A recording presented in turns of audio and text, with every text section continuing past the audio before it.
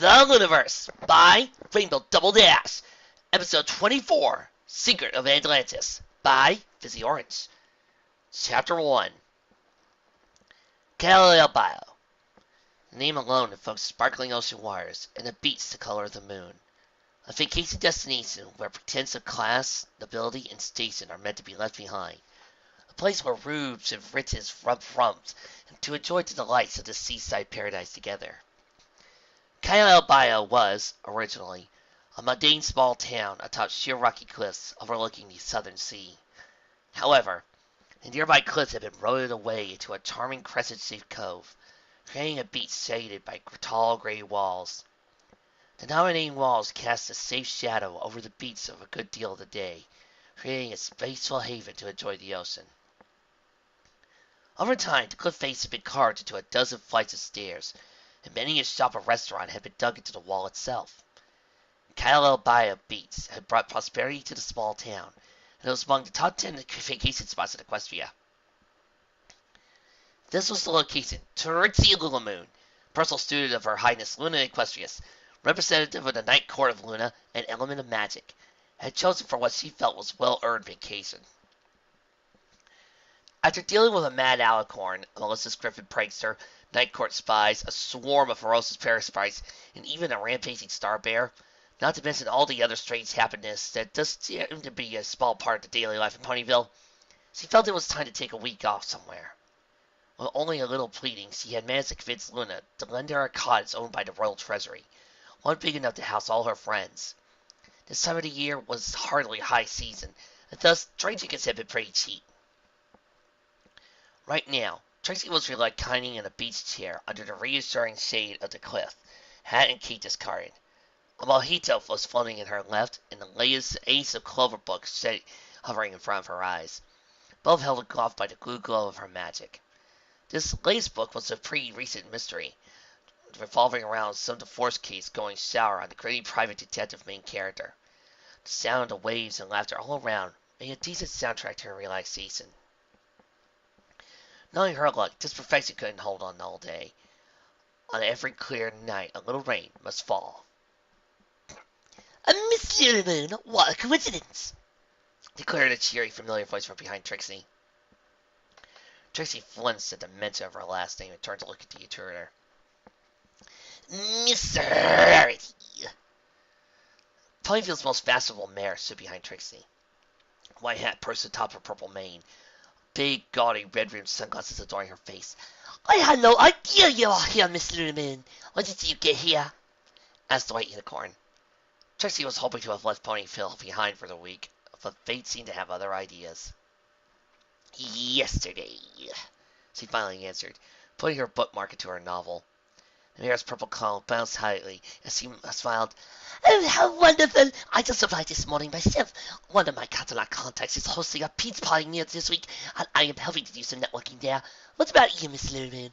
What might bring you here to Cayo El Bayo? Some type of official night-corn business, perhaps?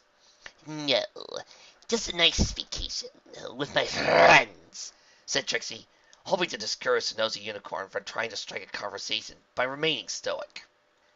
Oh, civilly responded the other mare, suddenly sounded disinterested.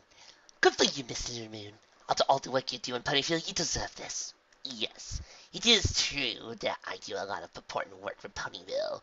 The great and powerful Trixie is always on hoof to save the day, like the awesome minor, isn't it? If the great and powerful Trixie hadn't been there to take charge, who knows how much damage that beast could have done? Bride to Trixie, swallowing pride. Indeed, said the white unicorn, half-heartedly. Luckily for most of them, Dinky tried out to Trixie, full of youthful excitement. Trixie, Miss Trixie, Lyra and Sparkle are going to DC Magic Baseball. We need a fourth player. Do you want to hi? Oh, hello, Miss Rarity. Oh, hello, dear. Trixie looked beyond the fold to see the jeweler and musician taking turns throwing a clear inflatable ball over a net with their magic. Finding out it was a star hadn't been in Trixie's original plans. But when Cheerily, Carrot Top, and Raindrops had been unable to free themselves for this trip, Dinky suggested using one of the spare train tickets to invite her half-sister. Evan and Star had been reluctant, but Dinky proved convincing. Trixie herself found it almost impossible to say no to foals, and whatever quality made foals irresistible was apparently multiplied tenfold within Dinky. Even right now, beaming up at her with those hopeful eyes, Trixie could find no reason why her book couldn't wait for her. Well, Miss Rarity, it's been a pleasure running into you, but my assistant requires my presence on stage, says Trixie, finishing her mojito in one gulp before turning to Dinky. Let's play ball. Nice seeing you, Miss Rarity. The white unicorn rolled her eyes behind her sunglasses. Yes, as ever, she said under her breath, before resuming trying towards her original destination. That destination was the nearest beach bar. The bar was mostly a slab of stone, used as a cairn, with a colorful top used as a roof. But it was there that a certain stallion was waiting for her. The beige Pegasus stallion swept her nervous green eyes across the beach before he spotted the white unicorn. He waved her over with an awkward smile that she returned warmly. Hello again, Miss Rarity, the stallion said, stammering a little. Hey there, Seda, she replied, lowering her sunglasses so she could see her eyelashes batting. One sailor blessed the attention of the beautiful mare. The two exchanged a few pleasantries about the weather and the recent trip they had shared before the drink. So tell me, Win, is your boss, what's his name, Brigadier General or something? She began. Brigadier General Bloomwing, answered the Pegasus. Yes, Brigadier General Glooming. Is he still Celeste now that you two have arrived? Sign, more than ever before. This deal's very important to him. I barely managed to get a break from him. You poor thing. I know you're his aide, but he should be more considerate. This is Cayo El Bayo. You need your chance to have some fun on the beach. Mary said, winking at him over her sunglasses. What would a high-ranking army official be doing here anyway? I don't understand what kind of deal can be done here. One sailor blushed again and moved in close to whisper his answers. Just needs to be out prying eyes. He came to Cayo El Bayo so everyone thinks he's on vacation. The unicorn gasped. How exciting! You must be a very important pony to General trust you. One sailor chuckled, blushing while he rubbed the back of his head in embarrassment. He was about to speak of it again when he heard a loud shout.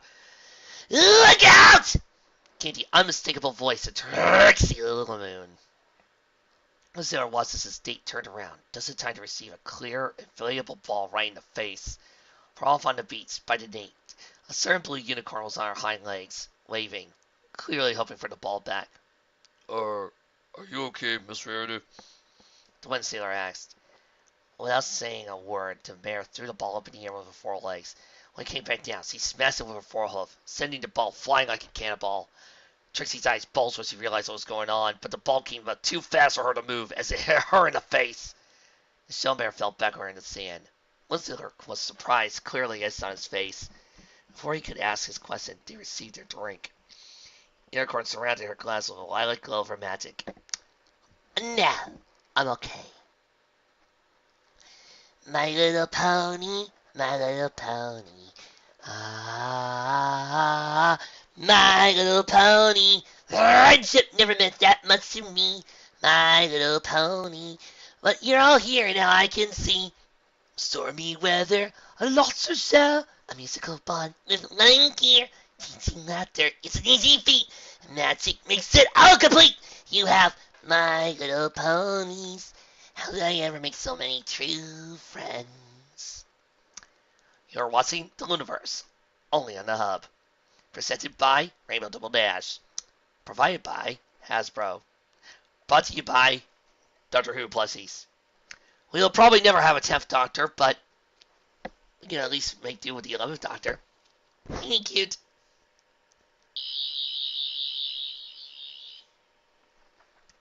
Thank you. It was a little while later, and after a quick dip in the waves, Dinky and Sparkle were both trying to use their magic to sculpt sand into a castle. Trixie watched Dinky grow ever more concentrated as she swept the wet sand in her telekinetic field. Beads of sweat were rolling down the filly's head, and she was slowly going cross-eyed. Suddenly her power spiked as she crushed the sand structure. A close spray of sand streamed from the top of the structure startled Sparkler, who also lost control with her gripping strength. They looked at each other, blinking confusion, before laughing. I'm so happy my little Muffin's getting along with her sister, said Ditzy from her rusty position on a towel next to Trixie.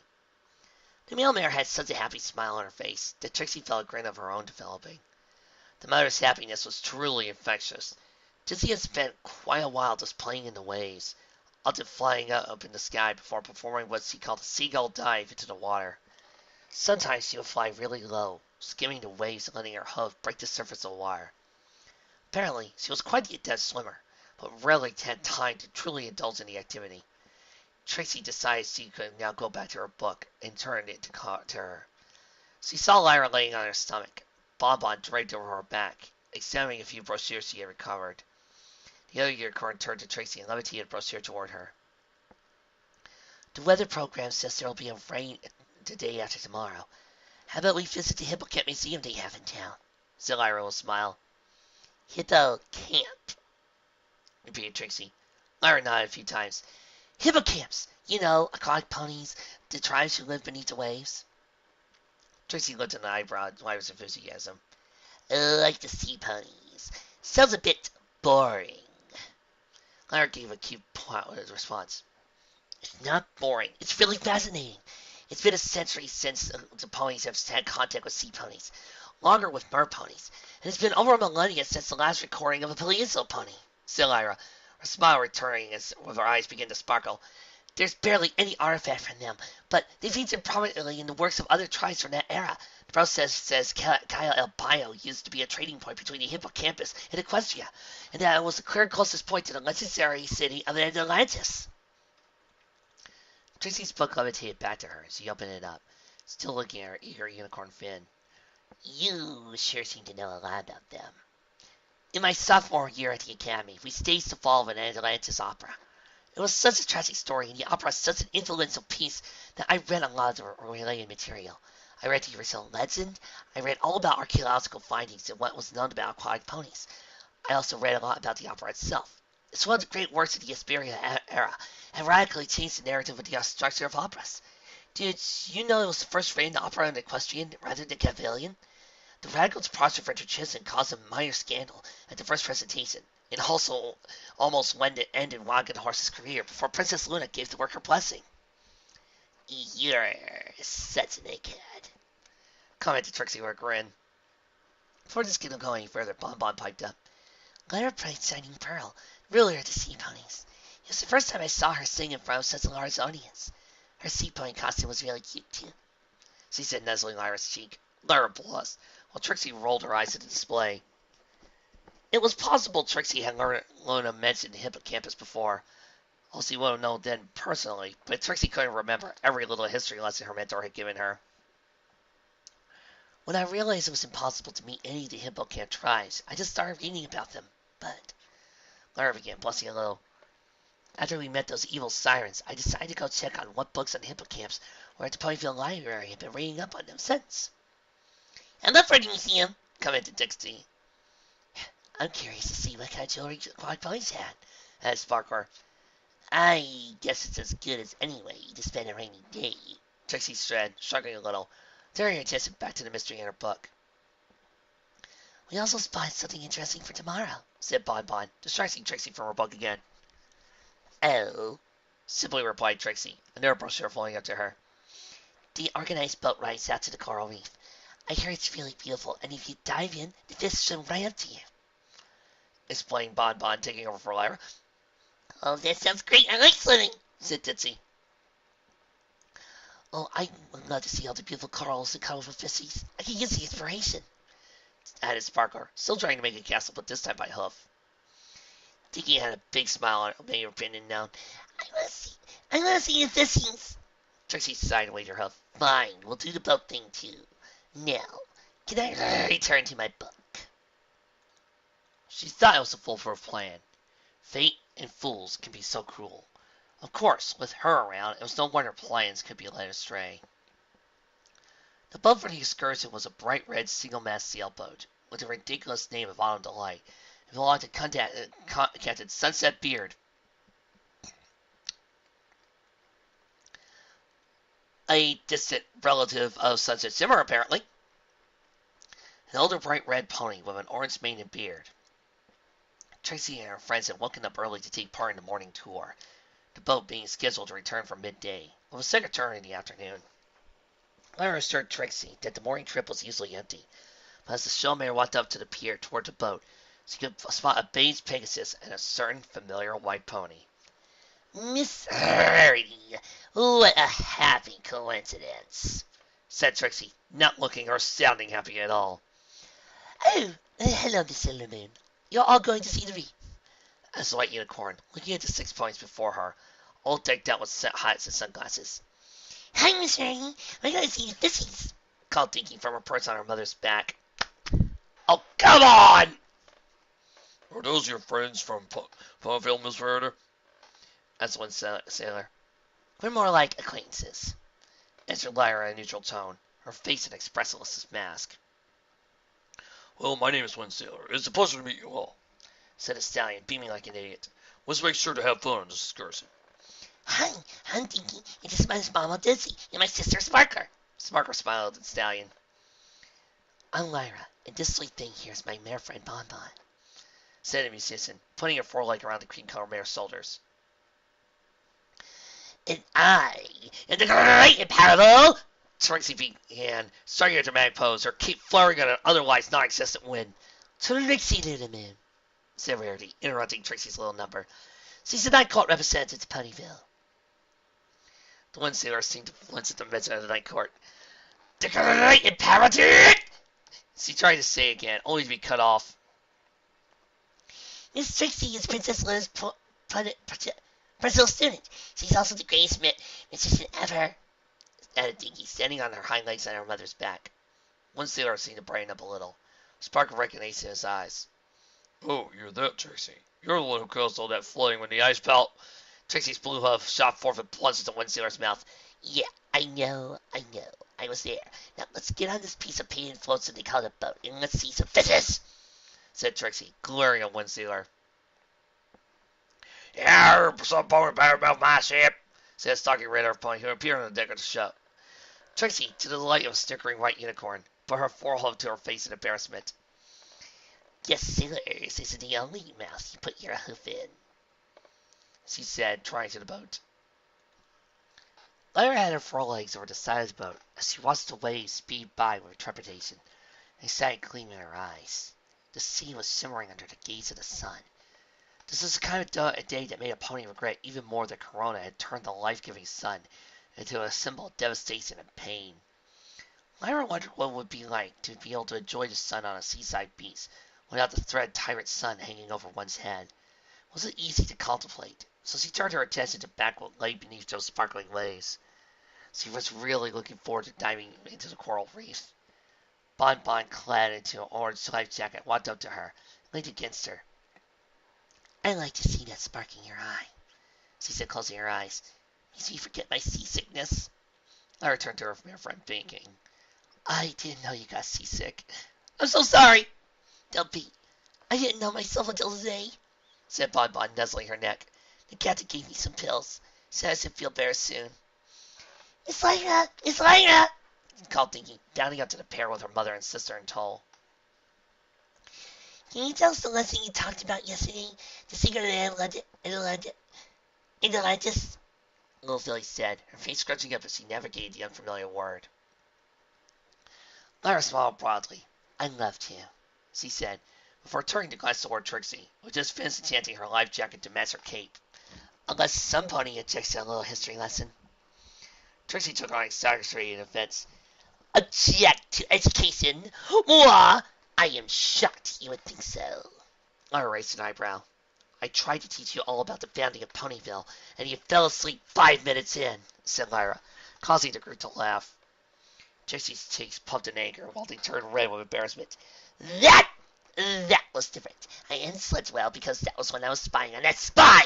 Besides, Ponyville history is boring. Trixie's timing was off, by a few weeks in reality, but Lyra had grinned and let her get away with that little lie. The problem with the representative wasn't so much that she lied a lot, almost out of pure reflex at the time, but rather that once you knew her enough, she was painfully obvious to read.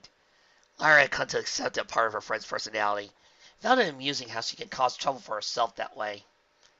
After laughing at the blue unicorn's antics, she simply closed her eyes, casting a familiar spell. In a flash of golden light, Our precious Lyra appeared, and she was instantaneously garbed in her golden alligator field. The flash attracted the attention of Windsailor and his date, both wearing those gaudy orange life jackets. They both came to enjoy the improvised show.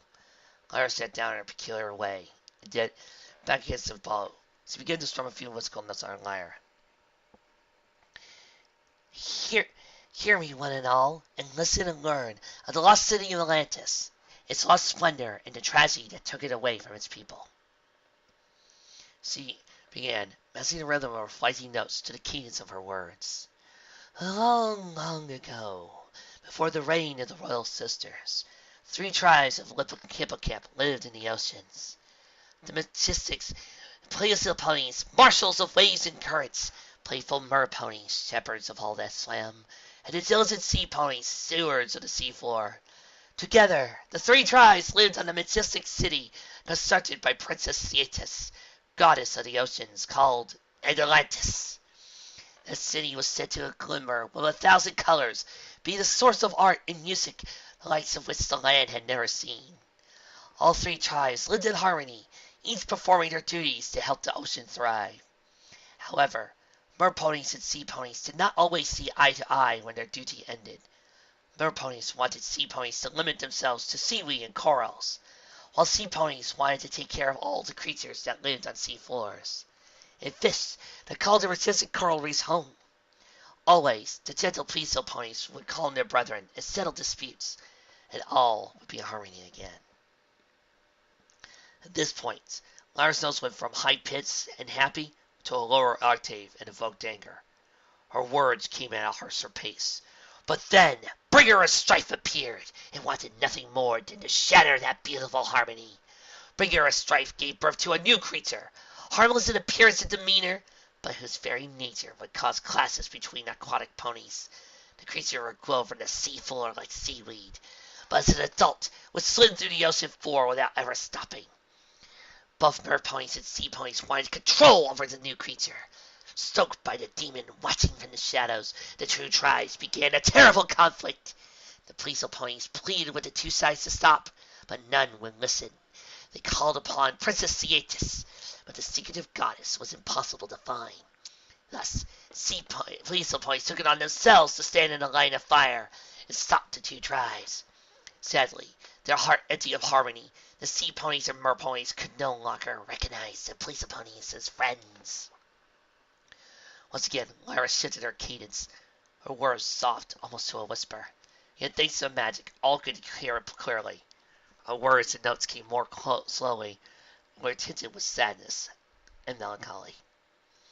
When finally Princess Thetis appeared, all the Ponyvlle ponies, save for one filly, had been sacrificed to the sake of Bringer of Strife's trust, for carnage and conflict.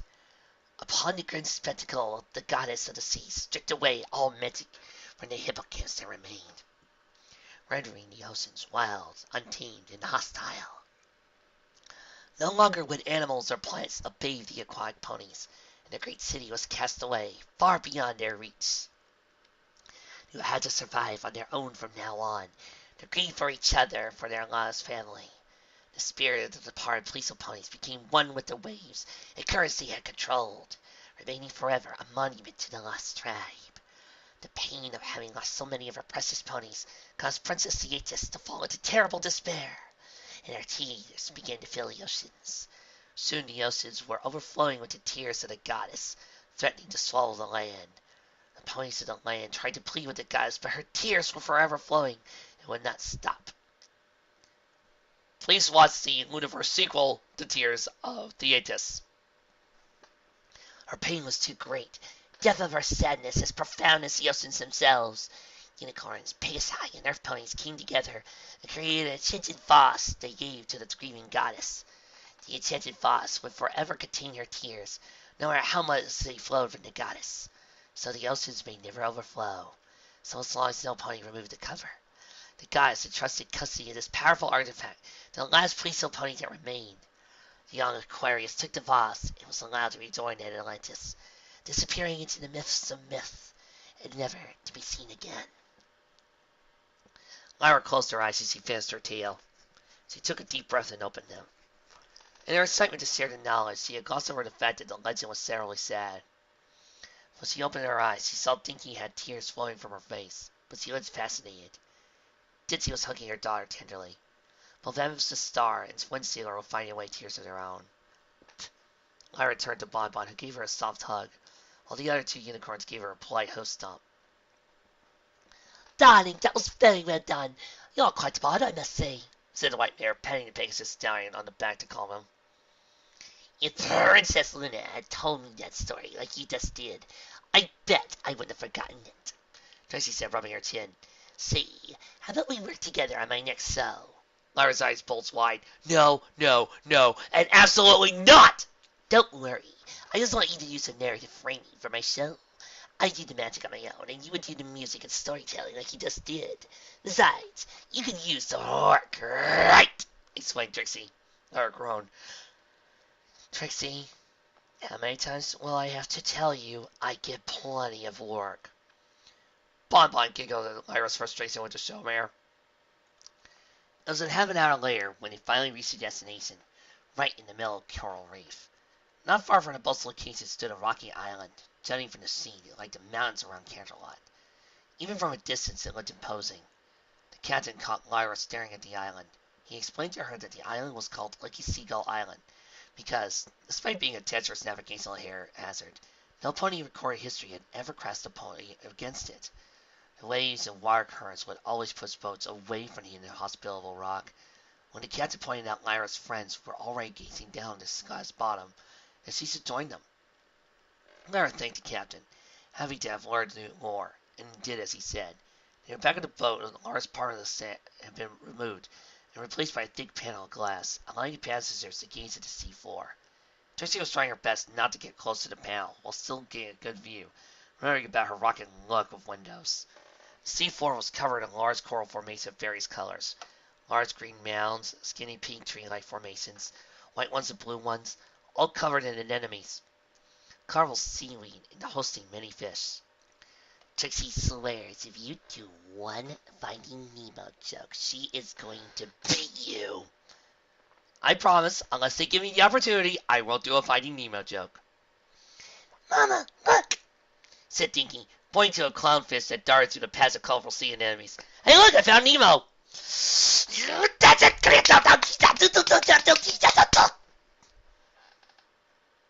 Clownfish like that are immune to the sea anemones, so they hide in them to protect themselves, said Lyra. Yeah, then explain that one little fish, clownfish with a little baby broken wing. A little baby broken fin, right there. Nemo, have you seen him? You seem to know a lot about sea life, Lyra, said Ditzy. One of her eyes trailed on a glass panel while the other looked at the green unicorn. Lyra beamed. My roommate for junior year was studying marine biology. She taught me tons of interesting stuff. My friends were telling me I should be jealous of her because Lyra kept mentioning her in the letters, said Bonbon, poking her mare fur in the flank. But then I showed him who was right when you wrote to me about helping her find a birthday gift for her cult friend.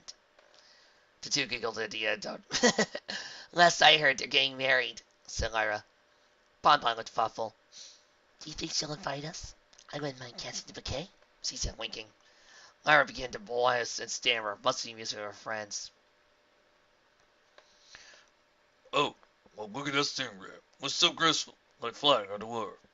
Commented the sailor, bringing everybody's attention back to the seafloor. Those starfishes are giving me ideas, said Sparkle with glee. That reminds me, Miss Rarity, she began, turning towards the white unicorn. Yes, dear, she replied, batting her eyelashes. Dinky tells me you have a gem finding spell. I was wondering if you would be willing to teach it to me. For a fee, of course. I would certainly help find my business if I didn't have to buy the raw material, answered her emphasis far. A gem finding spell, repeated the unicorn, looking in confused manner. It would be possible. How about you come see me with a formal business proposal once we're all back at Ponyville? I'm sure we could come to some arrangements that would probably beneficial to both our businesses, beyond the simple spell. You're a business mayor too, Miss Star? Declared one sailor. Sparkler nodded. I just recently opened a jewelry store in Ponyville. I'm a jeweler. Sparkler makes the most beautiful jewelry ever, said Dinky with a bright smile. Even the Star's jewelry really is something. added Ditzy wistfully. Sparkle and Ditzy exchanged an awkward smile. While the two weren't what one would call friends, they always seemed to get along fine, as long as Dinky was there, acting as a bridge between the two. Sometimes Ditzy would use her full name, and sometimes her nickname. Racing spit between the two felt like a constant reminder of the bittersweet circumstances around their recent reunion. One sailor completely missed the silence exchange, distracted as he was by a school silverfish passing by, and including that one bluefish that seems to be very lost. I think her name is Dory. Anybody want to help me find her? And there's your shotgun, and I'm off! You'll see. Maybe I should make a quick shopping trip to Ponyville one of these days. Not far from Carolina, it could be an excuse to see you again, Miss Rarity, said Sailor, winking at his companion. But of course, dear, she said. Trixie rolled her eyes at the obvious lie. It's clear to represent that the snooty unicorn didn't really care that deeply for the guy. He made for decent hard candy, or at least she supposed, and apparently had connections with some Camelot bigwigs. Trixie figured the facet designer was probably fishing for business contacts. Speaking of fixing, "We're going to be dining, right?" asked Ditzy, fixing a blue diving mask and snorkel out of one of the bags he brought along. Lyra nodded with enthusiasm. "Yes, in fact, I've got a surprise for everybody," she said, grabbing a hold of her lyre with her magic. "What kind of surprise?" asked the great Pegasus. Lyra said proudly, closing her eyes. "I know a spell that lets us breathe underwater." All of her friends were impressed and a little excited. Ditzy was dancing in place. "Really? That sounds amazing," she said, taking flight to hover above Lyra. "I didn't know a spell like that existed." "Neither did I," added Trixie, raising an eyebrow. "It's a fairly scared spell, so it's normal neither of you have heard about it. I would absolutely be more surprised if Trixie had known about it," said Lyra with a smirk. "Hey! What's that supposed to mean?" asked Trixie. Lyra just ignored her, grabbed her a hold of a bright yellow diving mask with her magic. "The spell won't make it easier to see underwater, so you all put on a mask," she explained. Every pony quickly went on to pick a mask, while a certain white unicorn was taking her sweet time to pick between the two differently colored ones. Finally, she selected a yellow one and levitated the white one she didn't want over to one sailor. Meanwhile, Ditzy convinced Trixie it would be best to leave her and Cat and keep behind. "Gather around me, every pony," Lyra said, plucking at her lyre. Lyra's specialty when it came to magic was spell songs, spells recorded in the form of pieces of music. To perform the spell, the caster would simply have to match the harmonic frequency of their magic with the music.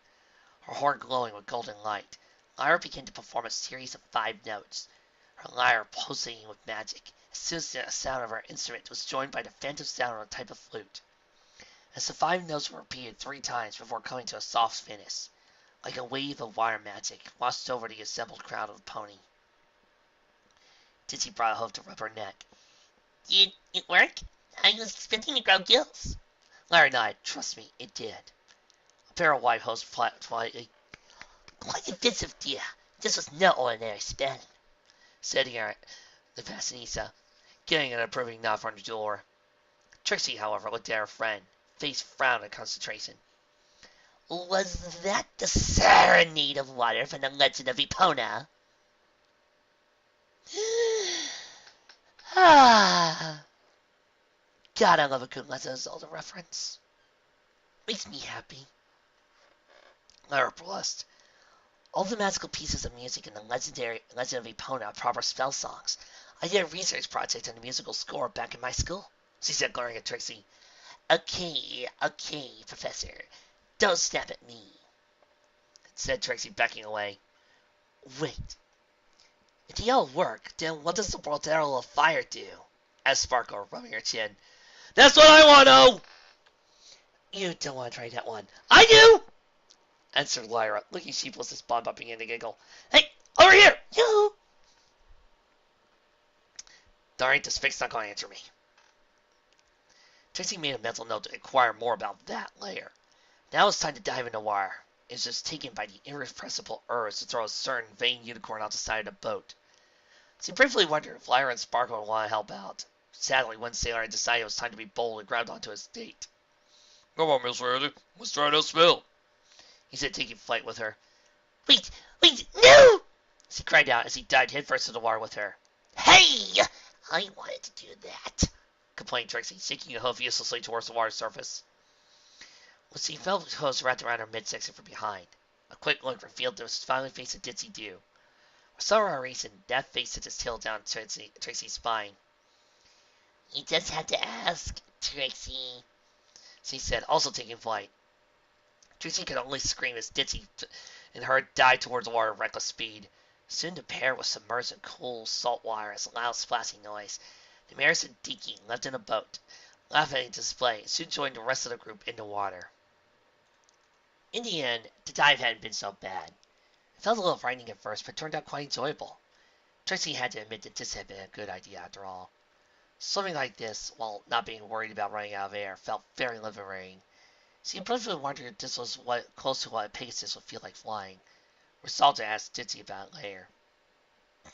All around her was a rainbow of corals, fishes, seaweed, anemones, starfish, crabs, and even a few turtles and squids. And of course, there was one sponge over there and a pineapple that happened to live next to both a starfish and a squid.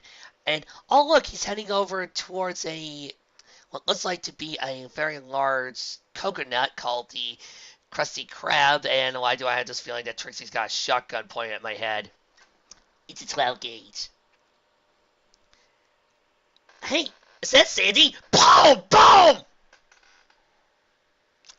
Why do I even allow a shotgun in this room? The large masses of colorful corals were like mountains on the seafloor, creating shallow valleys where all sorts of creatures dwelled. Who lives in a pineapple under the sea? SpongeBob SquarePants. She swam through a school of blue fishies that scattered as she went through, only to return to a cohesive mass afterward. Lyra and her mare friend were playing hide and seek amidst the reef. Right now, Bonbon was hiding behind a large curtain of dark green seaweed, but Lyra had been more clever and headed closer to the surface, inspired from a higher angle.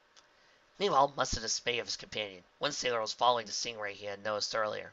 Other one liked it. Obviously, he was fascinated by its graceful swimming.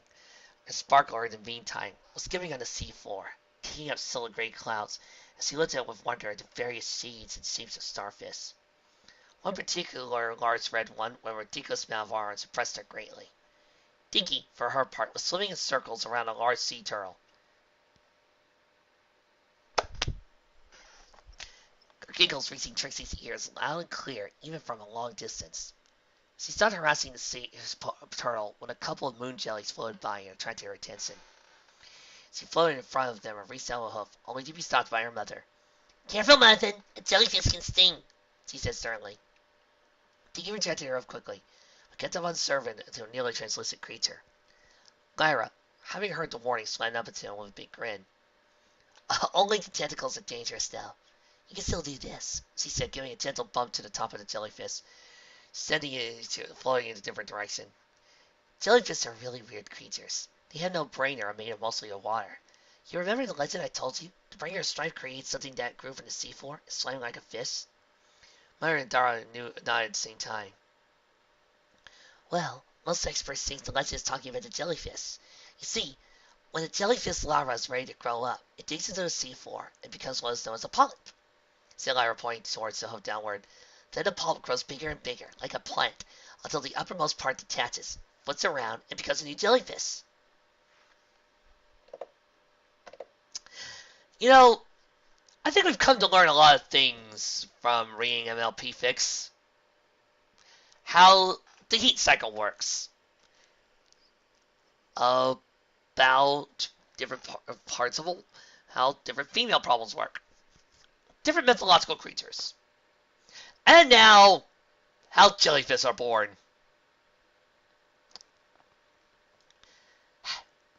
And to think,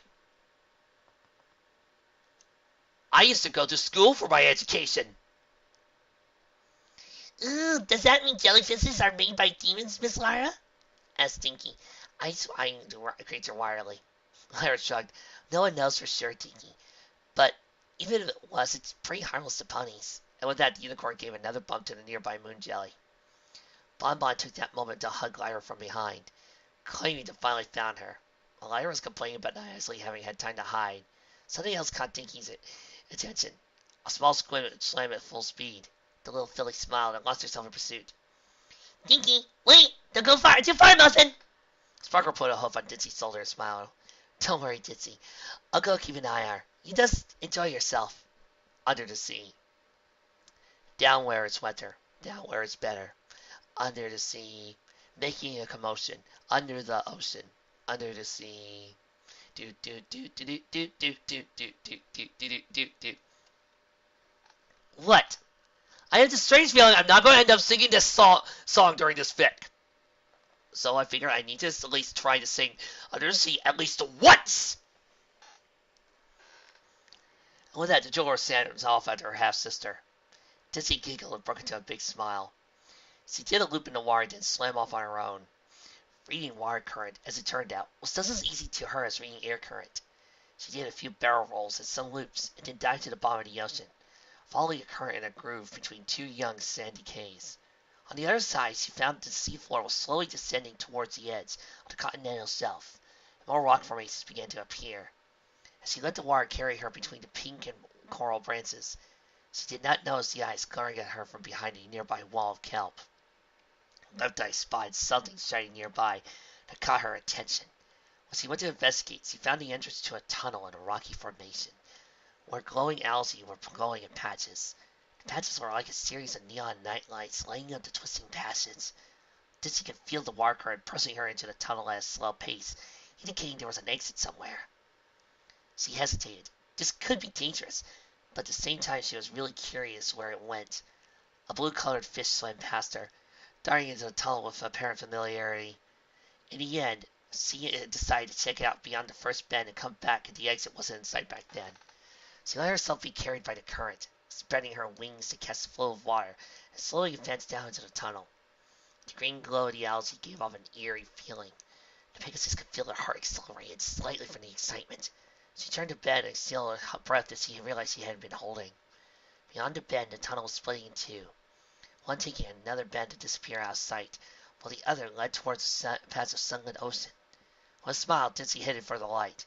She hoped she had found a hidden lagoon on a small island where she could grab some tropical fruits and fly them back to the boat as a snack. Ditzy had to briefly wonder what a mango and coconut muffin would taste like. That's when the light became partially blocked by a dark shape. The Pegasus stopped dead in her tracks. The figure was a long-legged fish with a distinctive tail and dorsal fin. The shark was cast in the darkness because of the bright light behind it, but Ditzy could see two eyes reflecting the glow of the algae. And the more it opened, she gave a sorrowful little yelp. The shark swam toward her, entering the tunnel and letting the algae illuminate its dark blue shape. It was no ordinary shark.